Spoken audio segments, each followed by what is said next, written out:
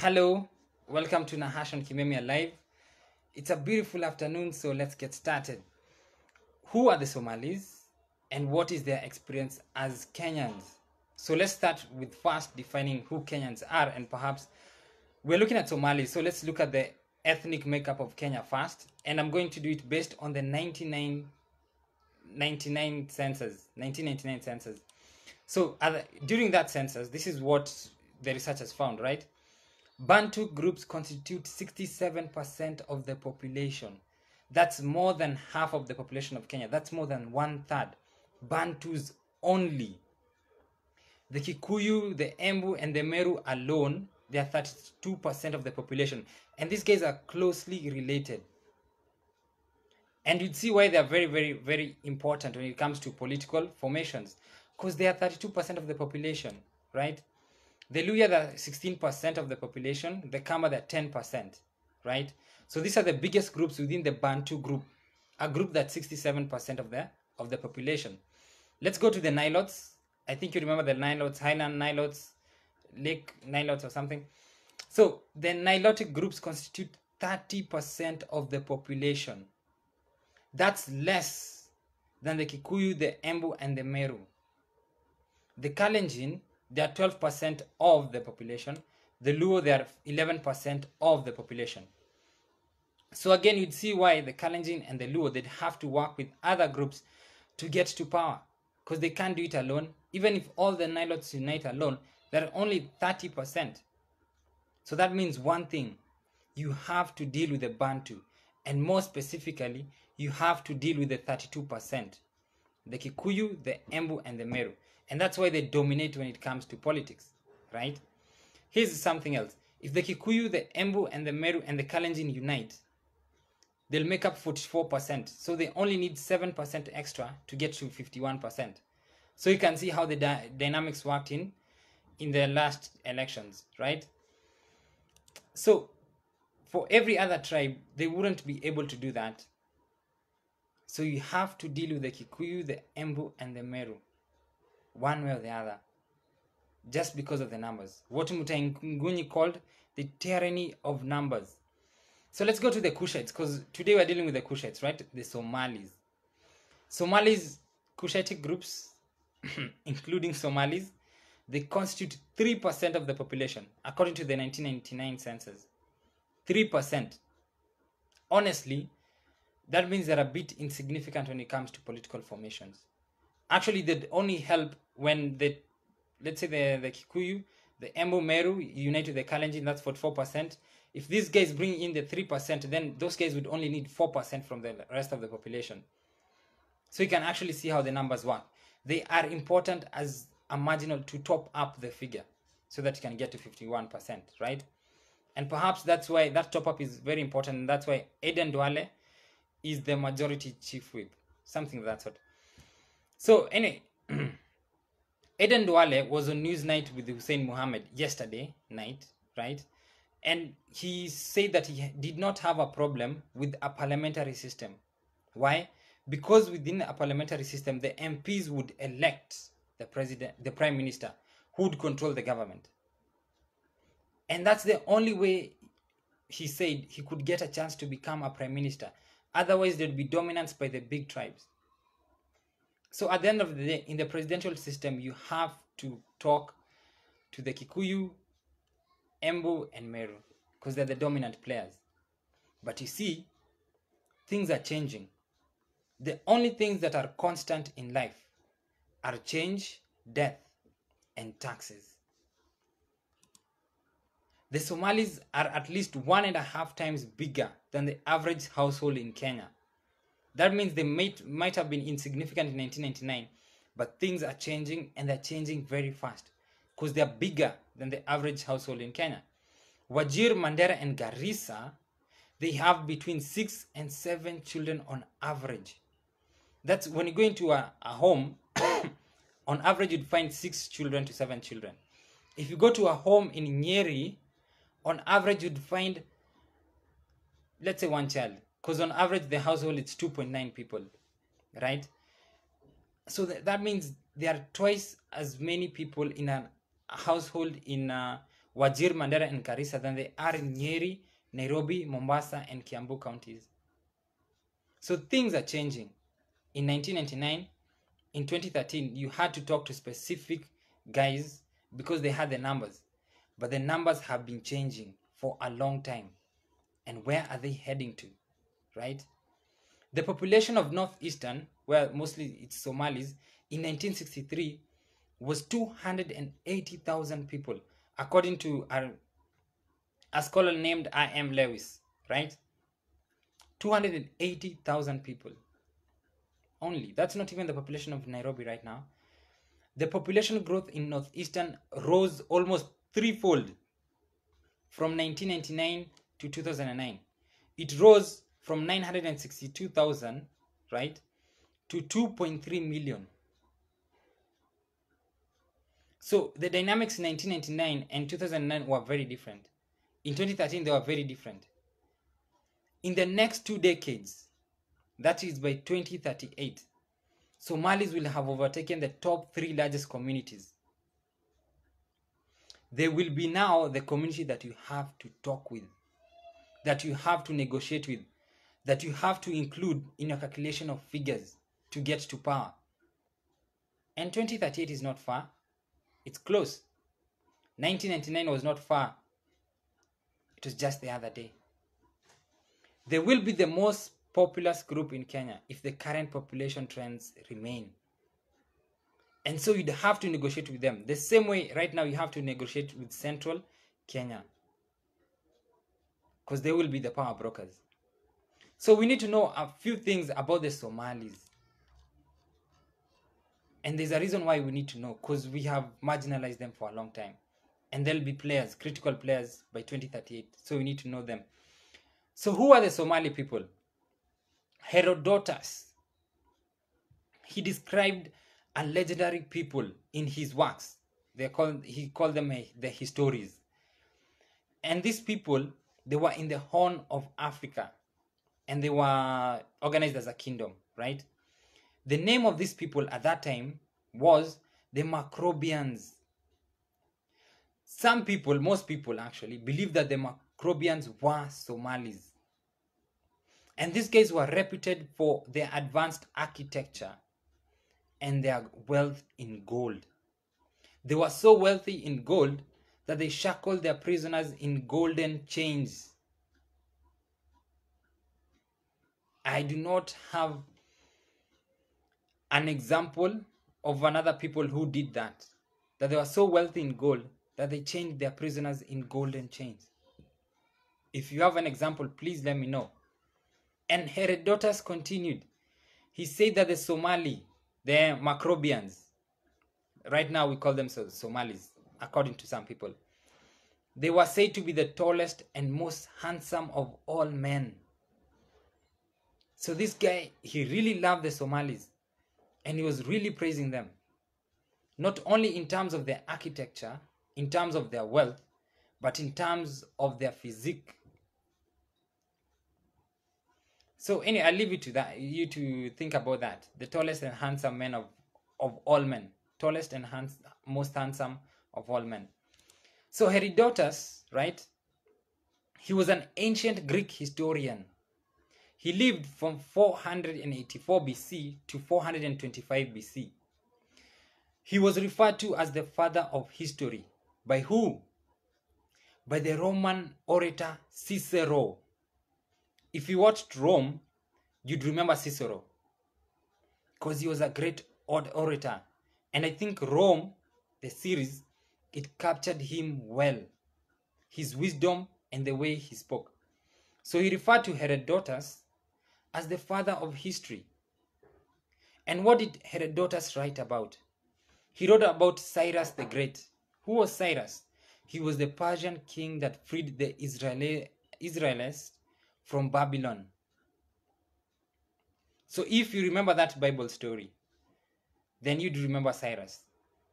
And somebody who wrote more about Cyrus than what is in the Bible would be Herodotus.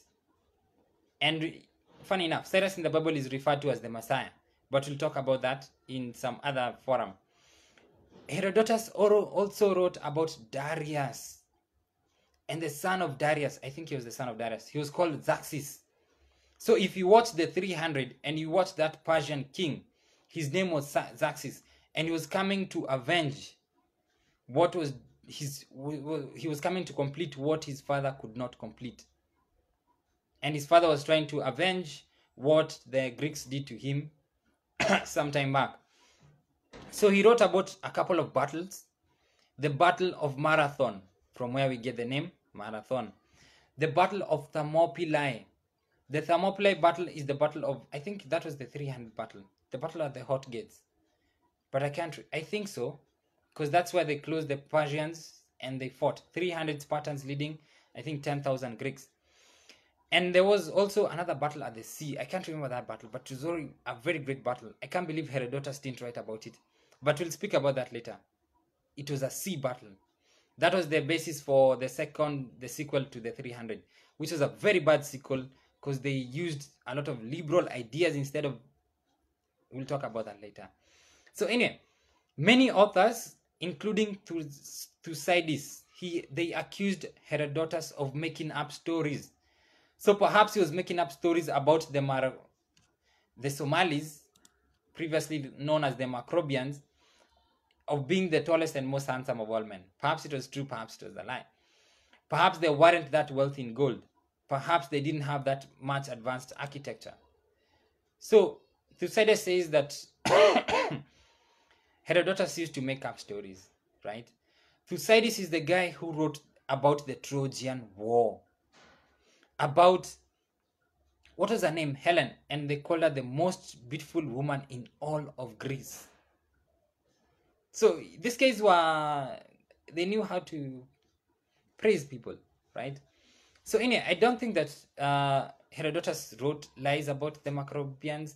I think there were a lot of truths about them because there are other people who wrote about those guys. And I think there's a bit of accuracy in that. So I'll just leave it at that. So back to Somalia. The ancient city-states, the ones that formed back in the day, the times of the Macrobians, back in the day, they transformed into Islamic states. Because remember, Islam came around 700 AD, right? So influence from, I think, the Red Sea is just close by, the Arab traders were all over. So influence, they turned into Islamic cities. So Mogadishu, Berbera, Zaila, Barawa, Hafun, and Makkah. They were all part of Barbary civilization, right? There are so many civilizations, including the Macrobian civilization. So there was the Barbary civilization. And it gives you an example, right?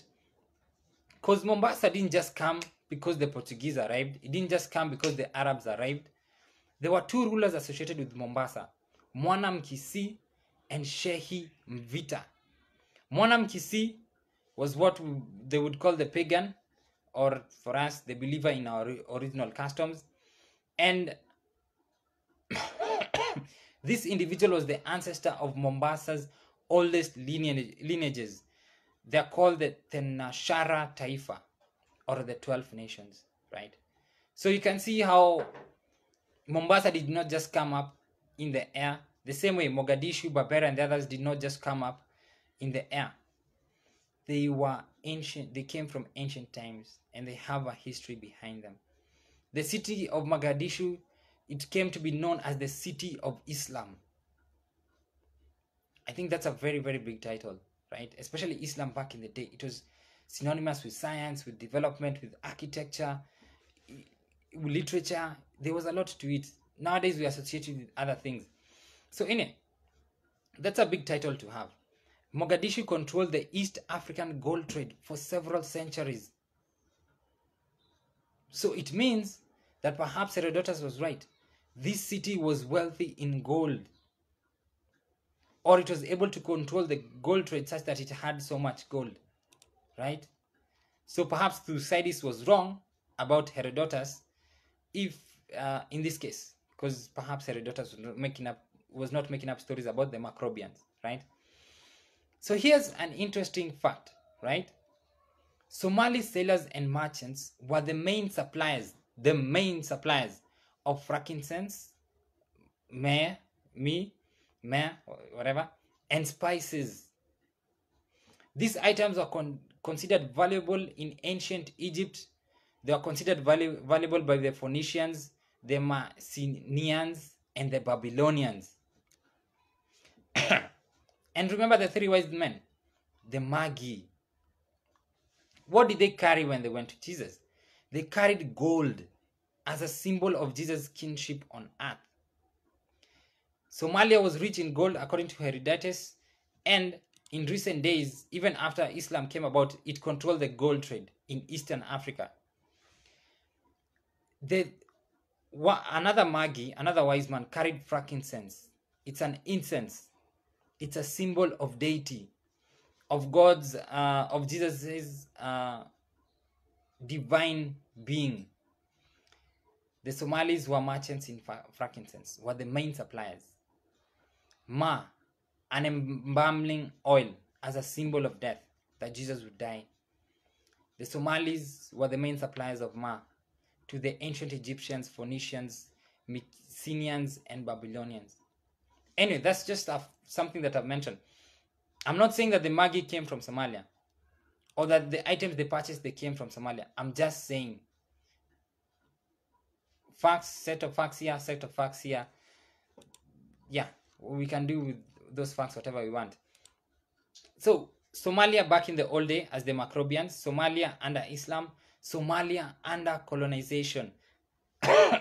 I've done a video on this one specifically. Please watch it. The history of Somalia and the rise of Al-Shabaab. So Somalia under colonization. It was colonized by the British, by the French, and the Italians. The French, they colonized what we now call Djibouti. The British and the Italians, they colonized the northern part of Somalia, of modern day Somalia. The Italians, the southern part. So the southern part was the one that had problems, right? Again, please watch that video, the history of Somalia. Very interesting. And the rise of Al-Shabaab. Actually, I got the idea to do the research on the Somalis because of a person from Somalia, a Somali, who had commented on that video. So I thought that it's good to develop this thing. So anyway, preparation for independence, because nobody wants to be colonized forever.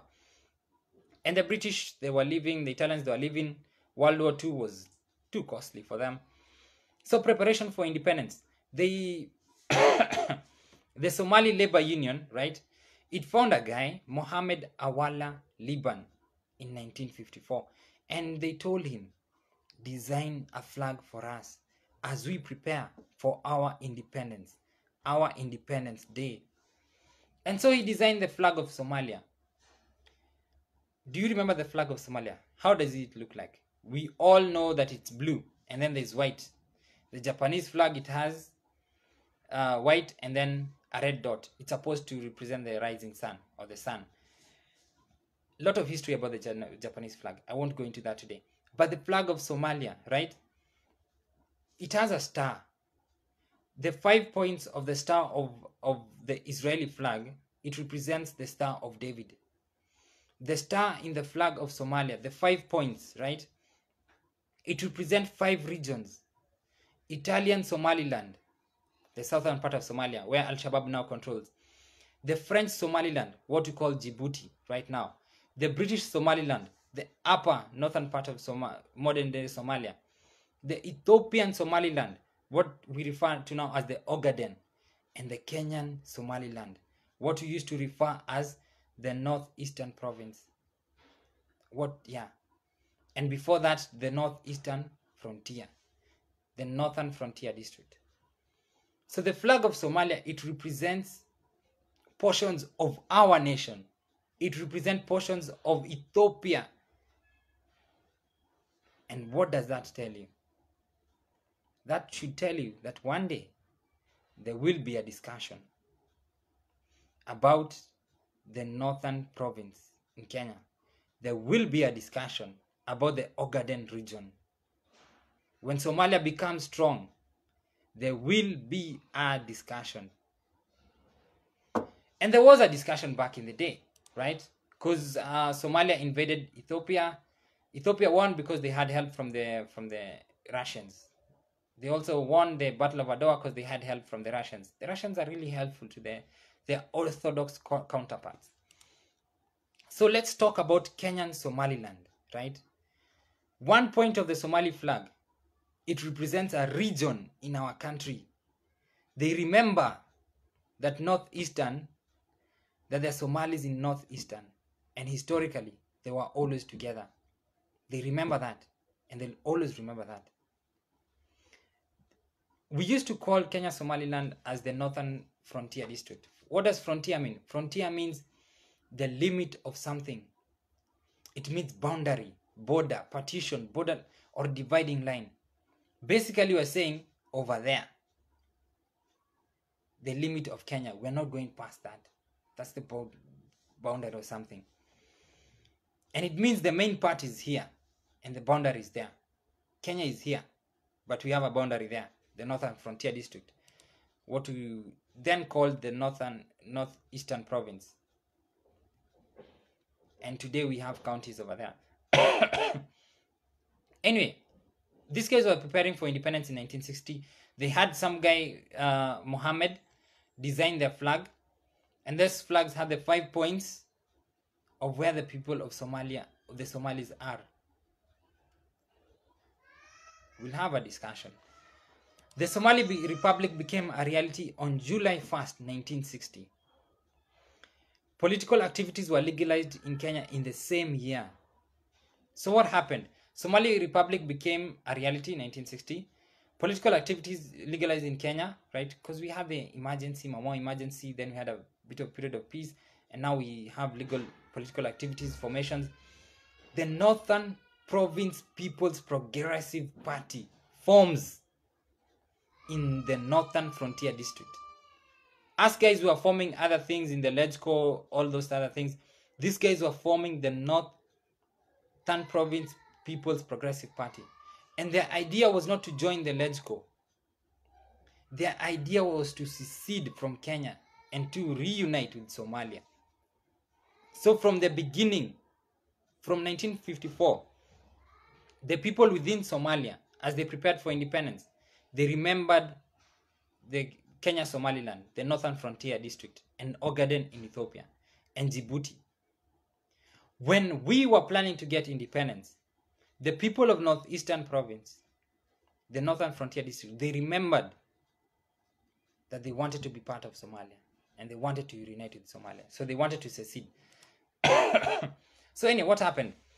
The majority wanted to secede, according to the scholar I named, Lewis, because of the following reasons: religious, ethnic, and ethnographic. Let's go to the religious reasons. Currently, right now, or let's say some time back, 0.01% of the population in Somalia were Christians. 0.01%. In Kenya, I think around 11% are Muslims.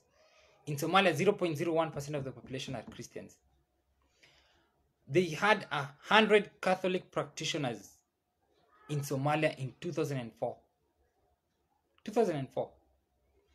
And things were not better during when the British were around or when the Italians were around. There were 100 to 200 Catholic followers in British Somaliland. That's the northern part of Somalia. Back under colonization, when the British had British Somaliland. There were no Catholic missions in Italian Somaliland, in this southern part of Somalia where Al-Shabaab are bringing a lot of problems, during the same period. None. And Italian, I think they're 96% Catholic. But they didn't have any Catholic missions in Somalia. The British are Protestant, but they had Catholic followers over there. No statistics on British Protestants over there. Perhaps they were there. In the 1970s, the reign of Somalia's then Marxist government, the Said Barre government, right? Again, the history of Somalia and the rise of Al-Shabaab. Watch that video. In the 1970s, they closed the missionary schools. They sent the missionaries home. And that's why you see the population dropped. It was small. It became even smaller in terms of Christianity. So that's in Somalia, right? In the Northern Frontier District, just to check it's mostly the same dynamics. There are few missionaries over there. The community was predominantly Muslim, and they wanted to join with a country that's predominantly Muslim as well. Who wouldn't want that, honestly speaking? And then there has been no archbishop in Somalia since 1989. That's a big deal when it comes to any ethnic. Somalis are Somalis. They want to be with Somalis. It's a pretty simple reason why you would want to. You want to be with your brother, with your nearest brother, right? The British did not, and the colonizers, they did not take into account the ethnicity of the people as they were dividing the regions. That's why we have certain groups of Maasai in Tanzania, certain groups of Maasai in Kenya. That's why you have certain groups of Luya in Uganda. Like Mudi Owori's brother, I think he ran for the presidency in Uganda. And then we have Mudi Owori here, right? So ethnicity. And that's the benefit that the English have. They developed as English. The Scots, they developed as English, even though they developed as Scottish, even though the English came and conquered them over a bit of time. The French, they developed as Franks, if I remember correctly, because their name were Franks, or I don't know if they took the name from the Franks. Before that, they were Gauls, right? But the same, they didn't have what we have today, different regions over there and over there. And perhaps that's a factor in the development. Okay, that's a diversion. Ethnographic reasons, custom and habits. The customs and habits were closer to the Somali people than they were closer to the Luo, to the Kikuyu, right? Yeah. Remember, they are Cushitic, only 3% of the population. The Bantus, who are 67% of the population, according to the 99 centers, they have very different customs from the Cushites. So this Cushitic group, they wanted to be part of the Cushitic group. Who wouldn't want that? And they tried to do that. But certain people supported, certain people did not support it. Who are the supporters? The Somali Republic supported secession. It had formed in 1960, and it supported secession. And its flag, one of the points on its flag, it represents a region in Kenya. So yeah, they support. They want their brothers back home. Who wouldn't want their brother back home? Kadu and Kanu were against secession. Remember, these two guys were adversaries, political adversaries. But they came together on this issue. No secession. Not an inch of ground was to be given away. So what happened when the cat was out of the bag? The people of the Northern Frontier District had formed a party to secede. Kanu and Kadu, no secession. Even though these guys were a tiny majority, 280,000 of the population, right? But they didn't want them to go because they had a big region, right? And who knows, if they went, then who else would want to go? So anyway, the cat is out of the bag. These guys want to secede. And so what happens? Discussions at the Kenya Constitutional Conference 1962, they start. Not primarily on this one, but this one is also touched upon. The Secretary of State for the Colonies proposes an independent commission. And in Kenya, we still do that. We still have commissions. Every day, every hour. A commission on everything. So what's the process? The commission visited every district in the Northern Frontier District. It had oral submissions from 134 delegations. These are delegations from those people within that district, the Northern Frontier District. They received 106 written submissions. They held meetings in Nairobi with other leaders of other political parties. And what did they find? This commission, appointed by Her Majesty's Secretary of State for Colonies, it found that the majority of people in Northern Frontier District, I had figures of way up past 90%, but I can't say for certain, they were in favor of secession. They wanted to join their brothers in the Somali Republic that had just formed in 1960. The British government was unwilling to abide by the result of the commission. So why form a commission if you'll not abide by the result of the commission? It was just for show. And that's how we do commissions in Kenya. from colonial times, commissions were just for show. But the decisions had already been made. Somebody might even say IEBC commission. They have chosen the candidate already. The IEBC is just to rubber stamp. If it does not rubber stamp properly, then the lights will go off at KICC. So a diversion again. It is said that the British said that they could not take a unilateral decision on the future of the territory when Kenya was so close to independence. Because we are moving towards independence, right? Kanu and Kadu, they are saying no to secession. So the only guys who can decide are the British, because they had the power. And the British chose not to abide, not to respect the right of self-determination by the people of the Northern Frontier District. And so it remained in Kenya.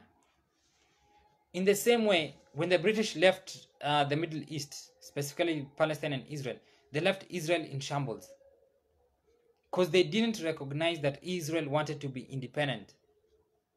So they left Israel to be part of the Palestinians, at the mercy of the Palestinians.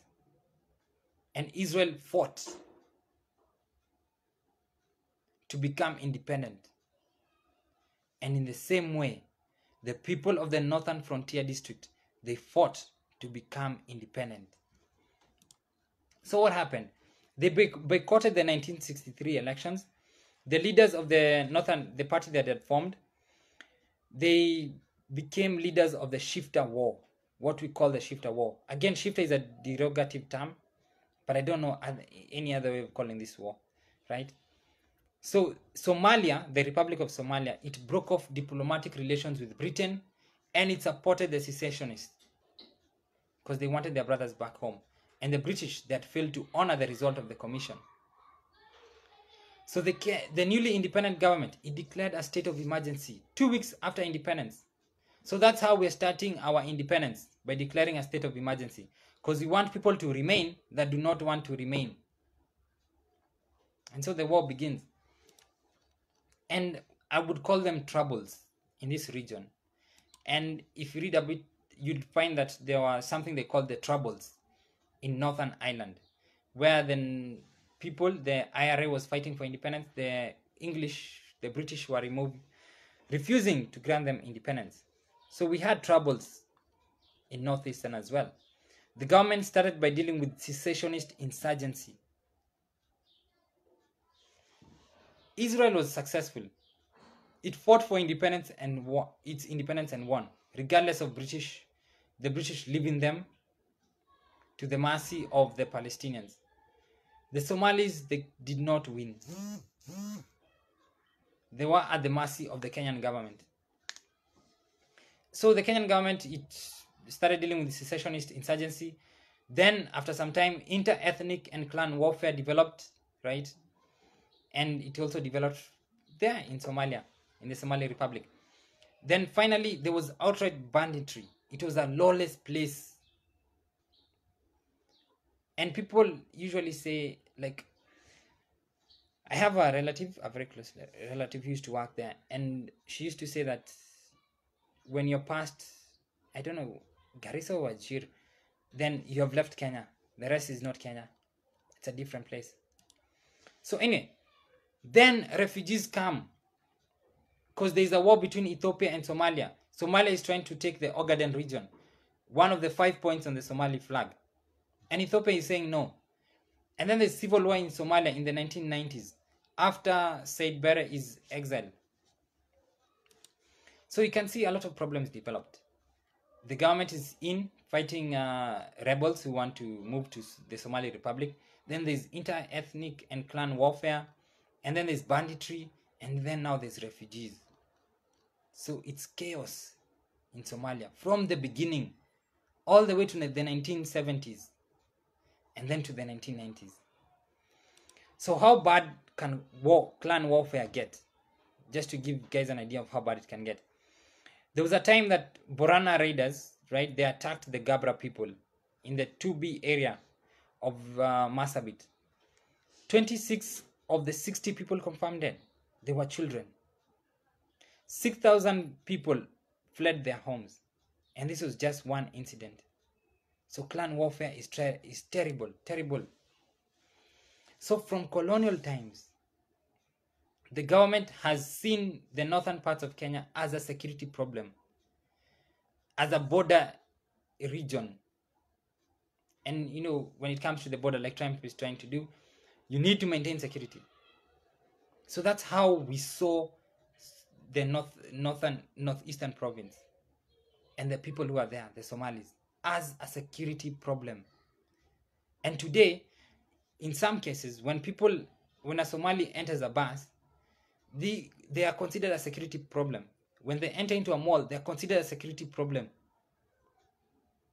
So that idea of a security problem, it started from independence, it moved all the way, and until today, because of terrorism, they are still considered a security problem. And what do we do in the name of security? In the 1960s, over 2,700 Somalis were killed in just around Isiolo, right? 2,700 Somalis. The Garissa massacre, 1980, 3,000 Somalis were killed, security operation. The Wagala massacre, 1984, 5,000 Somalis were killed. Other figures put it at 10,000, security operation. So in the name of security, you have terrorized these people. We have killed their livestock. We have maimed them. We have done a lot to them.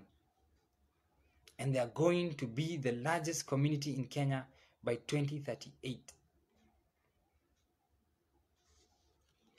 Other massacres in Kenya, right? Like the Lari massacre, Mau Mau killing home guards and their families, 150 people killed. Chuka massacre, Kenya African rivals against the Mau Mau, 20 people killed. Kisumu massacre, that's when Jomo Kenyatta went and he had eggs thrown on him. His security detail, they killed 11 people. Okay, we don't have exact figures on this number of people, but even if you stretch it, it won't reach 1,000. But when you look at the massacres in northeastern province, they are well beyond 1,000. And that is the force of our security in Somalia. That is how we have dealt with these people. As a security problem, not as fellow citizens. And they are going to be the largest community in Kenya by 2038. So other forms of discrimination against the Somalis. In 1989, they set a requirement that Kenyan Somalis were to carry a pink identity card in addition to a national identity card. So they had to Kenyan citizen had to carry two cards, a pink one and now an ID one. Are some Kenyans more equal than others? 1989, Moi regime. Distinguish them from the Somali refugees. Okay, the idea of the pink identity card was to distinguish them from Somali refugees, who numbered 220,000. I believe that the Somalis refugees, they should be integrated into Kenyan society. So, most of them have never been to Somalia. They don't know where Somalia is or what is in Somalia. Then how do we take them back there? Anyway, Somali detention at Kasarani, still continuing even in the 2000s. In November 2012, scores of Kenyan troops went on the rampage in the eastern town of Garissa, beating residents.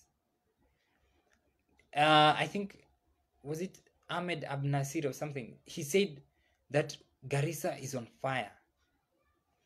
They went on a rampage after 3 soldiers were shot dead. So the question is, did civilians shoot them dead? The security lapse was the one that led to their deaths. So why are you going after civilians? But they've always been going after civilians from independence. Because that region, they see those people there as a security problem, not as fellow citizens. That's why they had to carry 2 identity cards. In the first half of 2014, hundreds of Somalis were held at Kasarani Stadium, a modern-day concentration camp. And you'd ask yourself, how can we just take people and put them somewhere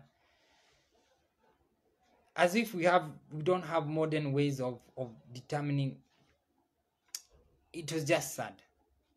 And there were predominantly Somalis who were there. This is not new.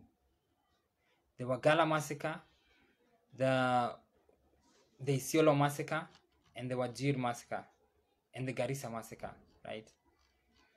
They all had to put people together, concentrate people in one place. Luckily, this time,